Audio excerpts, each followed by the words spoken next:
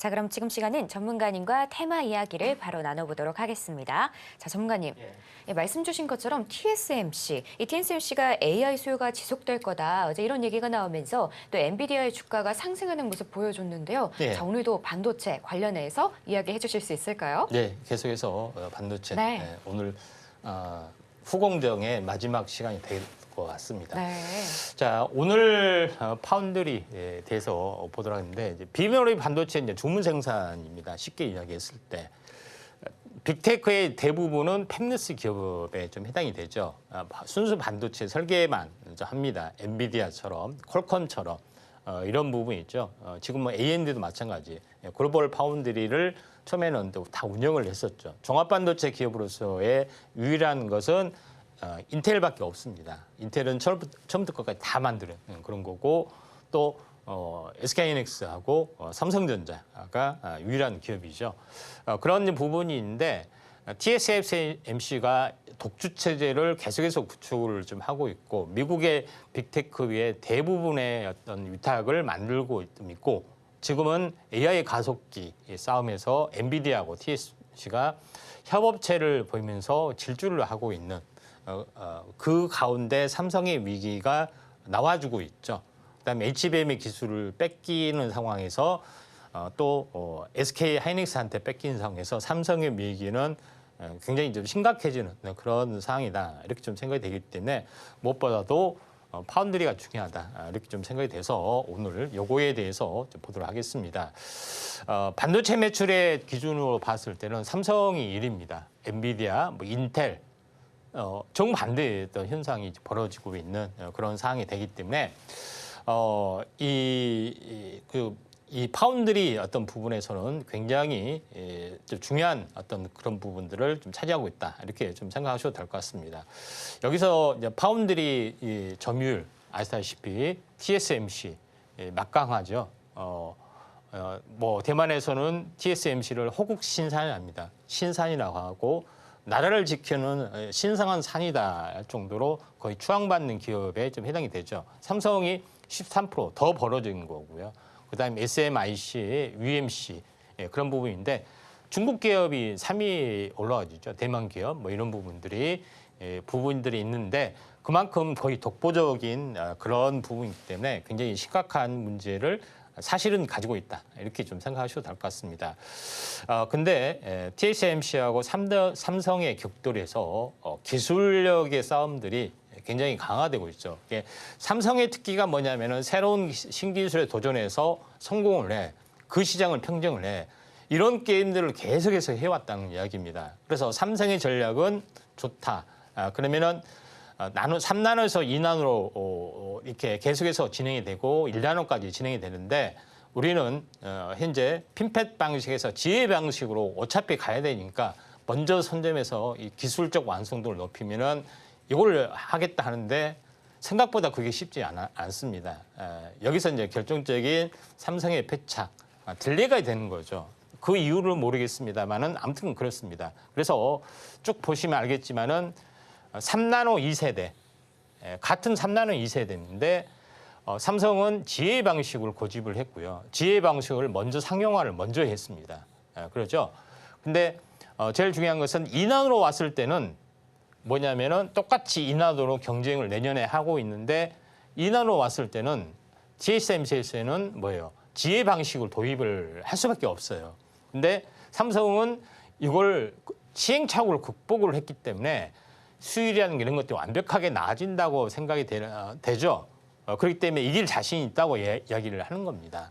물론 뚜껑을 열어봐야 되는 거죠. 근데 이 싸움에 이제 25년에 이제 승부수가 되는데 제일 중요한 것은 이나의 방식에서 수율이 거의 안 나옵니다. 형편없이 안 나오는데 핀펫 방식의 3나노 공정 또는 5나노 공정에서 가장 하이라이트 기술의 최고의 어떤 수율이 되면서 어마어마하게 지금 올라간 것이 상당히 문제다. 인텔은 좀 제껴두고요. 그런 어떤 흐름이 좀 해당이 좀 되고 있기 때문에 그다음에 TSMC는 1.4나노 개발한다는데 우리는 건너뛰고 1나노까지 간다. 이렇게 이제 선포를 좀 해주고 있습니다. 기술력으로는 선점하지만은 수율이 안 나오고 있습니다. 가장 큰 문제가 거기에 좀 있죠. 그다음에 공정 어떤 포트폴리오 보유수도 작고 여기서 결정적인 승부가 나기 때문에 전부 다 어디로 가요? 수율이 안 나오니까 전부 다 TSMC로 다 넘어간 그런 상황이다. 이렇게 좀 생각이 좀 됩니다. 그러면은 지휘 방식이 뭐냐, 핀팻 방식이 뭐냐 이런 부분들이 되지만은 가장 반도체 소자의 기본은 트랜지스터라고 이야기했죠.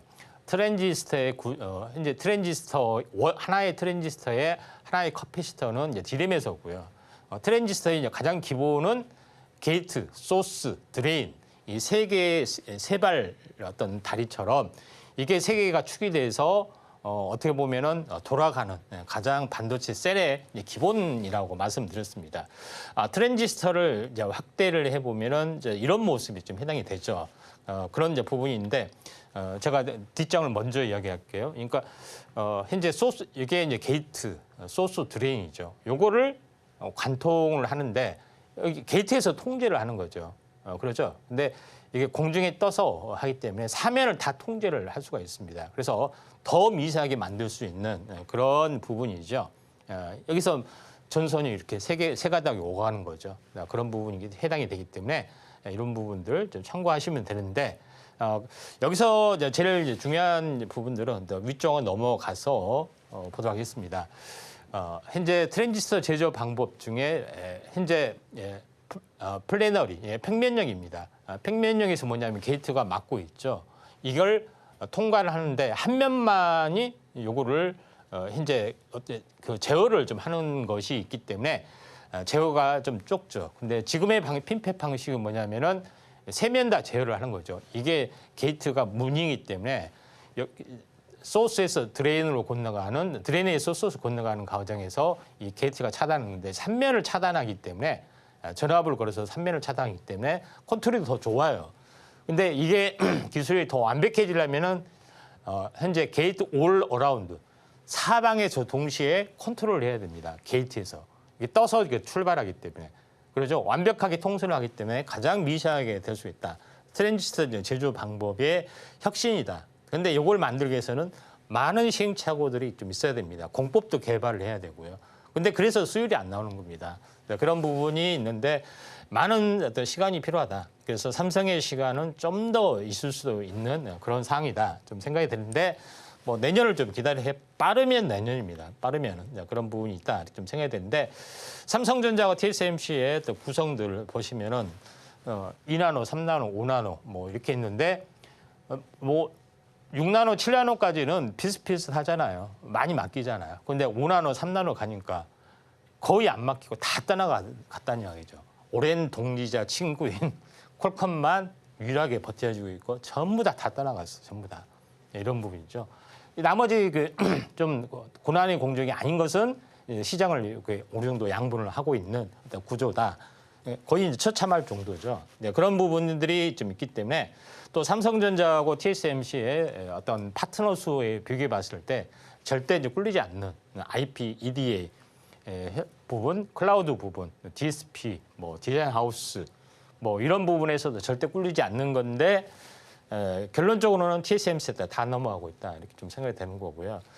또 삼성전자의 해외 공장의 동향을 보더라도 대만에서는 대부분 대만 위주의 공장입니다. 그래서 이걸 진영적 리스크 때문에 일본하고 미국으로 빼라 해서 일본도 하고 있고 미국, 그러니까 TSMC가 우리나라에는 안 온 거죠. 삼성전자 때문에 이런 부분이 있고 삼성은 뭐냐면은 현재 한국하고 중국으로 진출을 했잖아요. 그렇죠?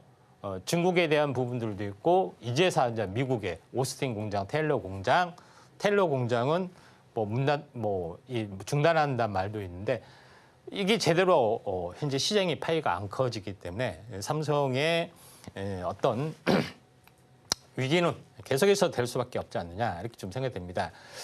엔비디아가 현재 엔비디아하고 AMD가 GPU를 만들잖아요. GPU 자체는 AI 가속기라고 있습니다.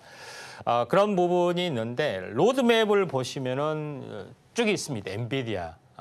엔비디아 보통 스토리를 나눌 때 A100, A200, 그다음에 H100, H200 이렇게 나눕니다. 나머지 B100, 블랙웰, 그다음에 루빈 이렇게 스토리가 전개되는데 AMD도 맹렬하게 이제 추격을 좀 하고 있죠.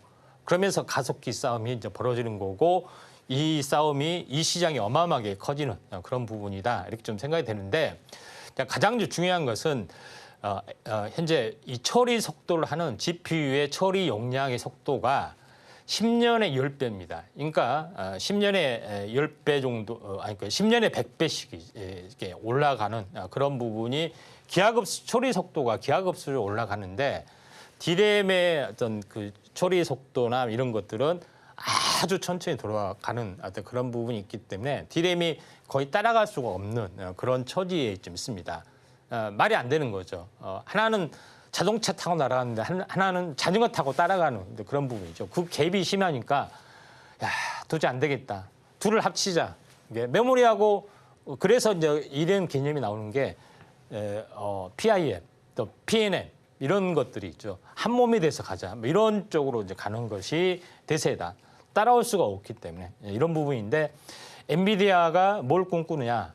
CPU도 만들려고 하고 있죠. GPU도 하고 있는데 HBM 이렇게 지금 진행이 되고 있죠. 그러니까 GH200 부분들은 CPU 자체도 같이 만들기 때문에 이걸로 수직계를 거의 완성을 하려고 하는 그런 양상이 전개가 좀 되고 있죠. 그러니까 경계가 무너지고 있다 이렇게 보시면 돼요.